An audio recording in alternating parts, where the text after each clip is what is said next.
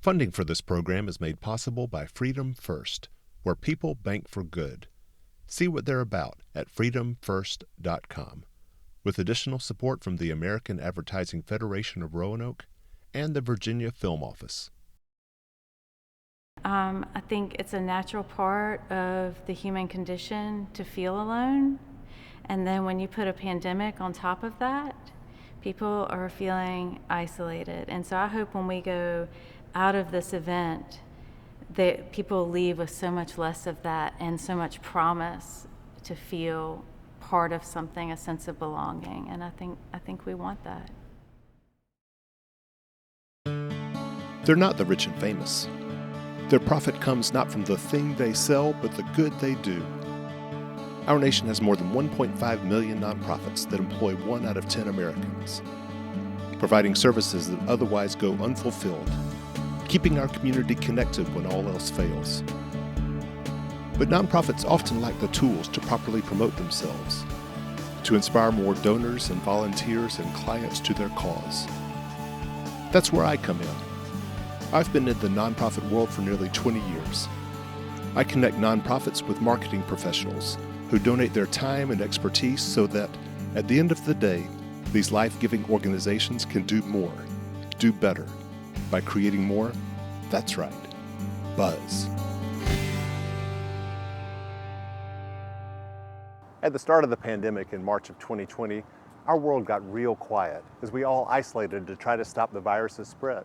So dreary had life become that 2 months later, when I stepped foot inside Southwest Virginia Ballet to start producing our first episode of Buzz, well, it was a moment I'll never forget. A young woman played piano in the corner. In the middle of the room, Pedro Zelay led a virtual ballet class. His graceful movements and the beauty of the music, in such contrast to the world in which we'd been living, well, it was so overwhelming that I literally couldn't stop the tears. That's the power of art, to transcend and to sometimes stop us in our tracks. Now 2 years later, and we are thrilled to partner with Roanoke City and the Roanoke Cultural Endowment to produce 6 episodes of Buzz in 2022 that feature our region's arts and culture and the organizations that bring them to life. Here in this first episode, we're going to showcase how these nonprofits have survived the pandemic and are now collaborating to make Roanoke's art scene, well, pop. My name is Douglas Jackson. I'm the Arts and Cultural Coordinator for the City of Roanoke, Virginia. And I think of art as being kind of creative problem solving. And part of my job is to kind of take the assets that we have and make the most of them. The Roanoke Cultural Endowment is a well-planned, long-term investment for the arts and cultural organizations in the City of Roanoke. Once we are at the $20 million mark, we will allocate operational grants to the organizations here in the city. So the Taubman Museum of Art was incorporated in 1951, so we're embarking in over 70 years as we move forward in different iterations, and we've been in this astounding building, a gem from the architect Randall Stout here in downtown Roanoke since 2008. First off, it surprises you, and it shows you what we can achieve as a community. I think it shows what's possible in Roanoke. I would say that the significance of the Taubman Museum is what it symbolizes. It's a piece of art in and of itself, and that's what you see when you drive by. You see the beautiful design, but what takes place inside is so community focused. There's so much work and education. There's so many educational programs that go on here. But it's really a place that values the collaborative efforts, and to me, that is something that's very special to have here in Roanoke. It's very important to the City of Roanoke that we have a vibrant arts and cultural scene. We know that's important for economic development, for the quality of life of residents. So every year the City Council designates a certain amount of money that will support programming in arts and culture in the community. The exhibit that's here now at the Taubman Museum of Art, the Black Panther costumes by Ruth E. Carter and many other costumes, the whole kind of series of fashioning the future. We gave the Taubman a grant to support that. In March of 2020 was the debut of Roanoke Arts Pop here at the Taubman Museum of Art, featuring over 30 organizations in arts and culture from Roanoke and from the outlying our region here in the Blue Ridge Mountains. Roanoke Arts Pop has a special place in my heart in that it was one of the last things we did before the pandemic shut down. And it was a terrific weekend. We had organizations from around the community together showcasing what they do, what's spectacular about that individual organization. And collectively, it meant a lot. Roanoke Arts Pop really fills a critical need for the community and a winter arts and cultural celebration. And I do say that, a celebration of all the talent that is here in the region and so many opportunities and for all ages. And so really looking at the arts and how they strengthen the economy, how they inspire well-being, and how they bring people and unify the community. And I think the Roanoke Arts Pop does just that, and I look forward to having it continue to grow. We're in our second year in 2022, but I foresee that this will be an annual opportunity, celebration, and festival that will grow as the arts and culture continues to grow in our region. When there's an arts event going on, restaurants, downtown shopping, they're much more vibrant and happening. Brings the people out. They're also great for communities and bringing people together socially, especially as we're coming out of the pandemic through recovery. I think it's a way to forge forward with a resilience, is wrapping around the community and art. I can't imagine living in a world where we didn't have access to that, where we didn't have ways to tap the unexpected, the beautiful, kind of that surprise in the middle of a regular work day. I think it's where inspiration comes from for me. I feel like the impact of the arts hits you at moments when you least expect it as well. And for me, I've had so many of those occur here in Roanoke, either walking downtown and hearing somebody playing music on the corner, or going to one of the museums and seeing a piece or an exhibit. I've also had that feeling when I've been sitting back and watching organizations or dancers perform on stage. So I feel like those moments come when you least expect them, and for me, that's what makes me come back for more.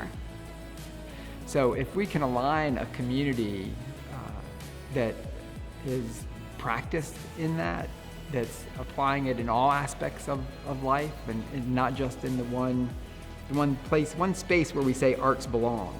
If we can apply it throughout the community, we can do anything.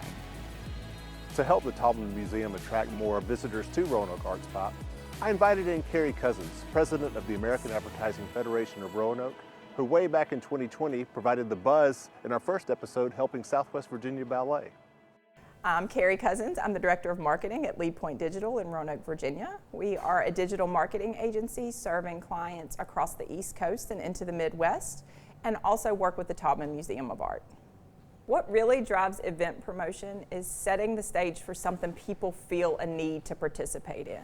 It has to look engaging. The writing and the copywriting for the content, whether it's on Facebook or whether it's an ad, needs to be inviting and entertaining, and it needs to look accessible. So one of the things that's great about Arts Pop is it's making pieces of art, particularly performance art, which may not feel accessible to wide audiences, feel like something they can easily go do. And that's what we're really going to focus on with this campaign, is trying to ensure that every single thing that's available to do during Arts Pop feels accessible, it feels like something you can do, and you just really want to be a part of it. Our success is the Taubman success. So having plenty of people here for that weekend and seeing smiling faces and getting feedback that someone learned something or experienced something or saw something new, that will be the thing for us that is the most fulfilling in this campaign. I am Bernadette B.J. Lark, and I am the Artistic Director and founder of Community Arts Reach. Pedro Salai, Artistic Director, Southwest Virginia Ballet. My name is Victoria Buck, and I am the Director of Education at Mill Mountain Theater. My name is Garrett Channel. I'm the Director of Education Archives at the Salem Museum. I'm April Corbett, Director of Marketing and Outreach for Center in the Square. My name is Brooke Tolley, and I'm the General Director at Opera Roanoke. My name is Jamie Chewood, and I serve as Programming Manager for Jefferson Center. My name is Brett Roden. I'm the Producing Artistic Director of Virginia Children's Theater. I'm Angela Dribbin. I'm the Poetry Liaison for Artemis Journal, while I'm the West Regional Representative for the Poetry Society of Virginia. My name is Garland Gravely, and I am the President and Co-Founder of Fashionista Roanoke Incorporated.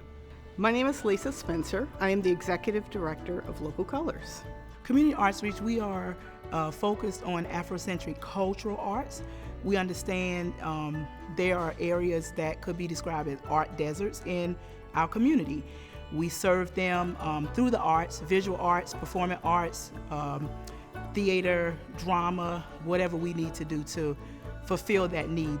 The Artemis Journal has gone through this amazing evolution over the last over 4 decades. It started in a basement in Southwest Virginia, working with survivors of domestic abuse and curating their writing. And now it is this 100+ bound, full color, hardcover journal with everything from poetry and art to essays, and it's just this really beautiful production. Virginia Children's Theater is the professional children's theater here in the state of Virginia. We offer high-quality music, theater, and dance instruction, as well as professional main stage productions that tour all around the state of Virginia to colleges, libraries, community organizations throughout the year. Opera Roanoke has been producing live opera performances in the Roanoke Valley for the last 47 years. Mill Mountain Theater is the region's only professional equity theater, so we offer productions and classes for students of all ages to come experience live theater.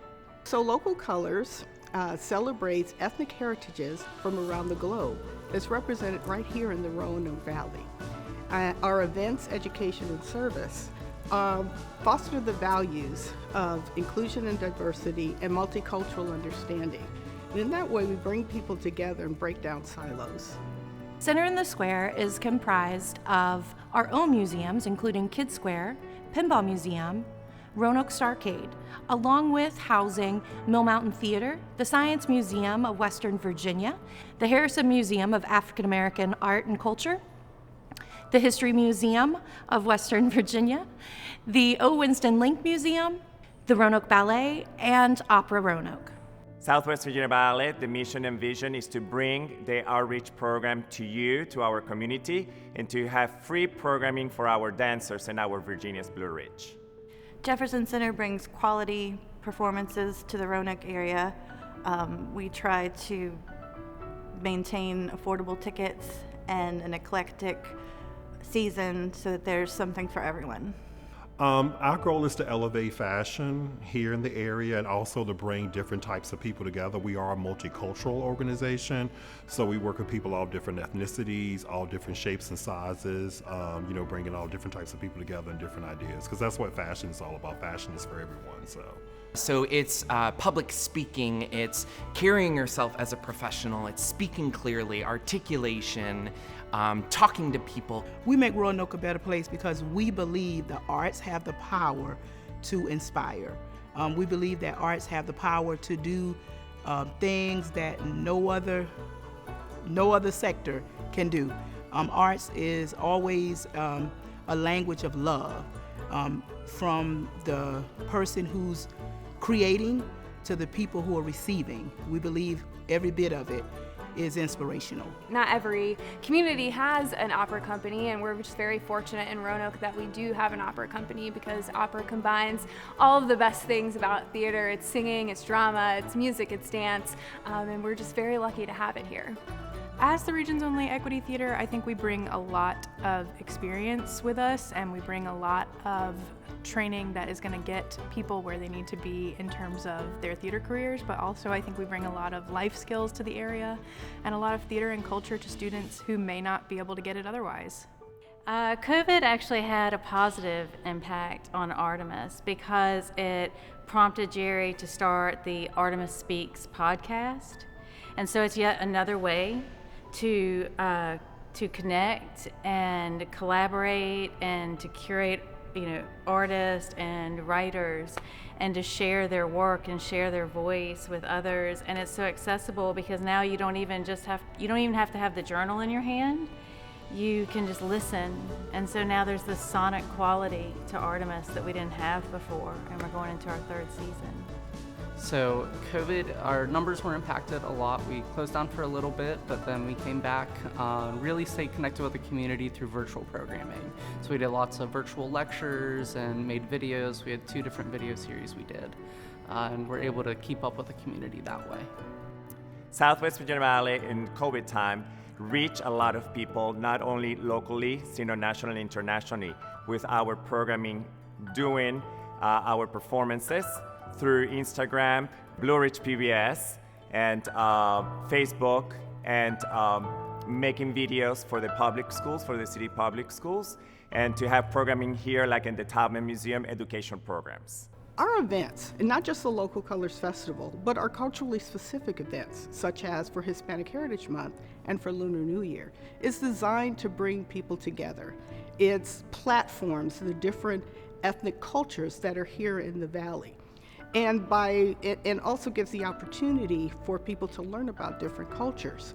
So for events that are designed to bring people together, what COVID did was it pushed us back in our little corners. We did do some things virtually, but it wasn't the same, especially when there's an event with food involved. There was a long time where we had to really tighten up our budget and our expenses, and our directorial staff wore many hats for a long time to continue to provide, and we're pushing through. We definitely had to go virtual instead of in person for all of our classes. We had to put a hold on productions for a while. So we took all our numbers down, scaled everything back to the bare minimum, and then found ways to keep going throughout that until we could reopen. A lot of our events are live, especially a lot of our fashion shows, so we had to change, and everything went from being live to virtual. The industry itself started to doing things virtually, and actually it was a great thing for us because then you had people from all over who could actually see your shows. I had friends of mine from New York, California, Florida who actually got to see the shows. So. Well, we weren't able to perform our main stage performances for like 18 months. So we sort of flipped the script and did a lot of outdoor performances, which we don't do that often as an opera company, and that was really fun. So we did a lot of free performances, but our donors were really very supportive of that, and they sort of stepped up and sometimes gave more than they typically do just because they knew that we were trying to do as much as we could to stay connected during that time.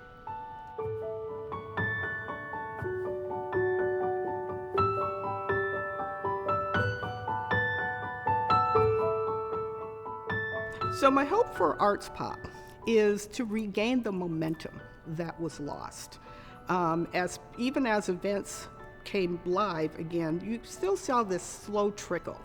And so I am hoping that not only does it give a taste of what Local Colors does in terms of representing different ethnic cultures, in this case, it's Latin American heritages, but that people will want to come out and learn more.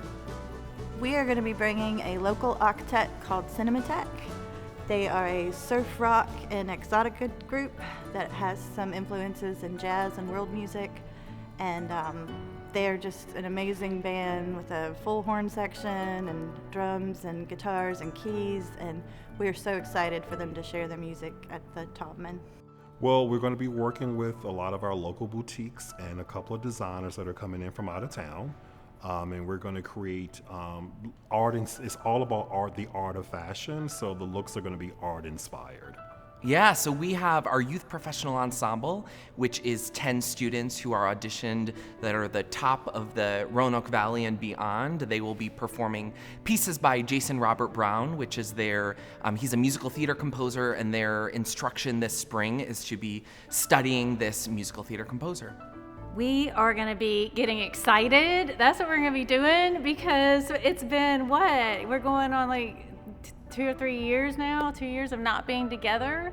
And so we're going to be together and face to face and really enjoying that time to see one another and to share art with one another, and hopefully holding space for those people who won't be able to be with us because they didn't make it through this time. Our young artists of Opera Roanoke are coming in, and they are going to be singing arias from the operas that are represented in the EV Day exhibit, Divas Ascending. We are going to have a mask making craft for students, so you can come and make a masquerade mask. We'll also have free books for students as part of our theater and literacy initiative, and we'll have all of our promo materials for the theater, so come get to know us and do some fun crafts and get a book. We're hoping to bring history to life for people at Roanoke Arts Pop. So we're gonna have some exhibits with us that we hope to bring history to life and have some things for people to touch and interact with, and hopefully learn something new about the Roanoke Valley. The idea what I have for the Roanoke Arts Pops is to bring alive the sculptures here at the Taubman with dancing and movement and music, to have that representation of wonderful of the artists here in the museum. We are going to celebrate an Afrocentric theme of the Sankofa bird. The Sankofa is a bird known in history with its head turned back, but the feet facing forward. And anybody who participates in the activity will be educated that you're looking back to honor the ancestors and the work before. But moving forward is still important because you don't want to be stuck in the past. You want to work diligently toward that change you want to see. So the Sankofa kind of represents and embodies that theme. Our hope here at Roanoke Arts Pop is to show you some of the great things that we offer at Center in the Square, including we will have demos from Kids Square on Saturday and Get Schooled programming on Sunday.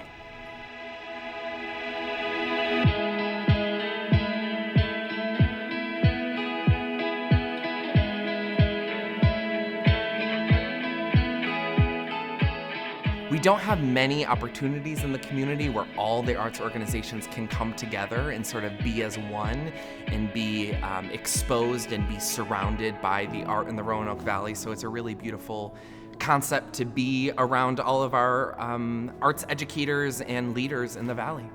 I think Arts Pop is just such a great opportunity to introduce people to Opera Roanoke who may not be aware that we're here. And so a lot of different people come through that weekend, and it's just important that we get to expose them to opera and they're introduced to us. Are you excited? Yeah, I'm excited. Can't you tell? I think for more people to know one another and to go out of it feeling connected and less isolated. I think it's a natural part of the human condition to feel alone.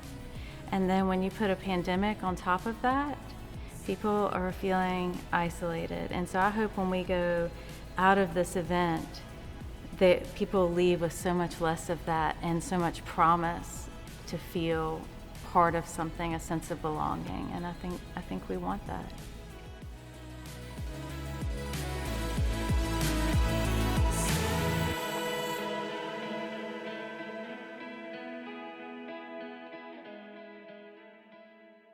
So thanks for meeting with me this morning. We are very excited to show you the stuff we're working on for Arts Pop this year. We put together a package of social media imagery and messaging, as well as some Google ads for you to really highlight what's going on that weekend and all of the partners that are involved in Arts Pop. So I'd like to walk you through the stuff we've created for Arts Pop. We've gone through and put together images and text for your social media channels so that people can see and experience Arts Pop virtually before they come to it live. So they've generated enough interest and they see the experience and want to be a part of it by the time it gets here. So we took images from your past events. We cropped them really tight.